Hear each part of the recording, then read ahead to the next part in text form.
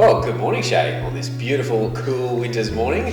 Welcome to Toowoomba's weather. That's exactly right. Hey, at least it's nice and warm in here, Yes. So feeling a little bit rubbed up. Hey, today I thought we could take a moment out to discuss, as we do, all things building and construction. But one thing in particular I've been thinking about a little bit lately is this idea that, from a client's perspective, your builder really should be your advocate. So your builder should be somebody who has your back, who's on your side. Obviously, we know the industry, all the ins and outs of what goes on in all the different spaces, whether it be the land, the finance, the build, the whole thing. And so if you've got someone as a client in your corner who is your advocate, who's working for you in every space, and then ultimately that's going to give you a great outcome. But sadly, in the industry, that doesn't seem to be the case. It seems to be these individual things, finance is over here, and land is over here, and builders over here, and the three don't kind of mesh together. But really, there has to be a harmony between all of those so that ultimately our clients end up with a great outcome. So, I think it's an important thing for clients to consider. And it is, because I always say this to people when they have their first initial appointment is, you want a circle of trust.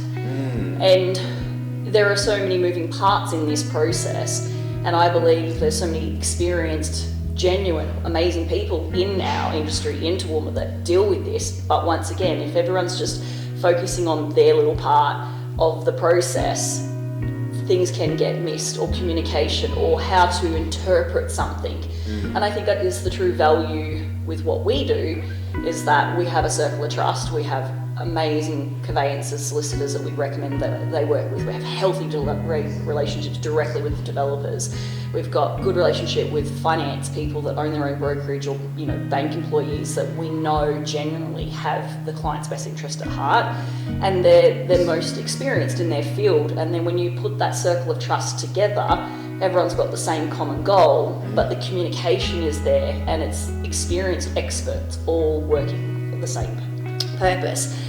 And I feel like in my 12 years, I've had many of occasions where clients probably haven't valued that as much, and they've gone off on their own and had their own broker or bank and their own conveyancer or solicitor, and all of a sudden, as we know, things get missed, or interpretations of how that person does it compared to how the process needs to work.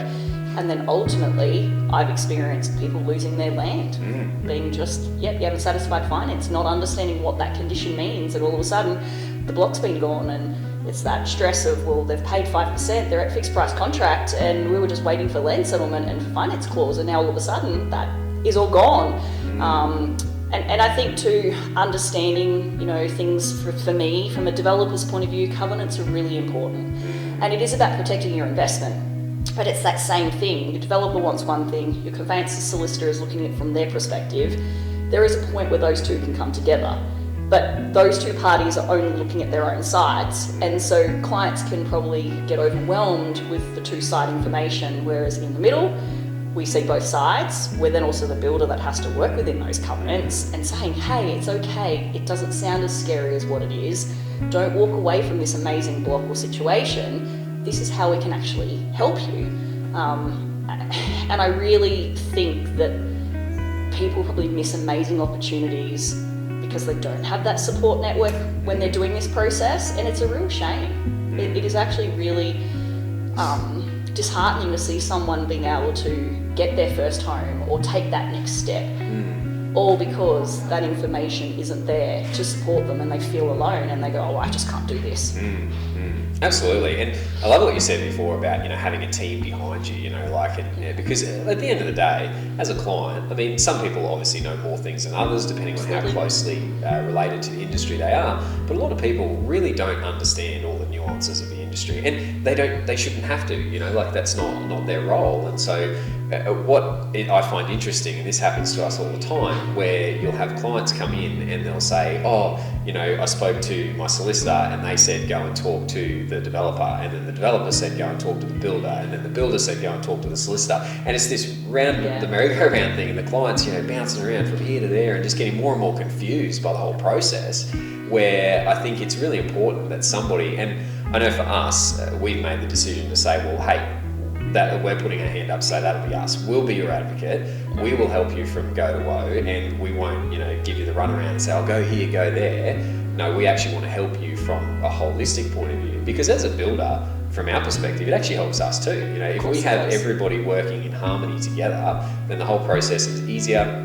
The design process is easier, the contract side of things, everything is easier, and then our client ends up with obviously their dream home that they were dreaming of and had the vision for, without all of the mess and muck that kind of comes between.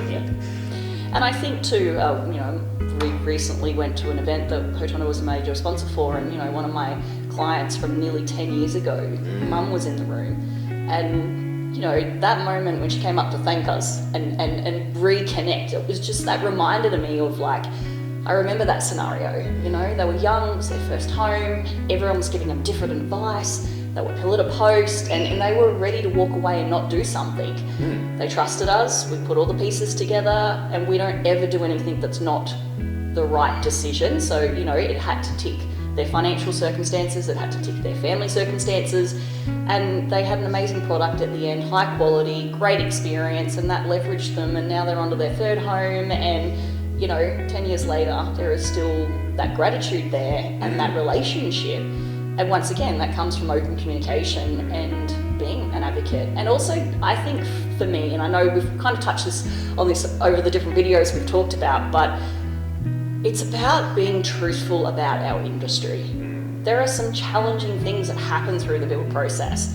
You can't avoid it, but if it's transparent from the beginning and the advocate person is not hiding that from you, then you can work through it. It's just the whole, I think when people get sent to different places and go do it all yourself, that is really giving our industry get out of free jail card. It's like, oh, well, that happened because you did that. It's like, well, how are they supposed to know not to do that? This is their first home, or it's their first build but their second home. How would they know not to take that step? They don't do this every day. We do this every day. That's it. 7 days a week. They've been doing it for 12 years. If I don't know this stuff, then there's really something wrong. And I think I always say this to people, we're very old-fashioned, because that's the only word I could ever come up with. I just don't feel like the way the world is these days is like it used to be, so old-fashioned is my world. And we are old-fashioned in our approach of caring about our clients, but we're very advanced with technology, we're very advanced with developing, so our core values will never change.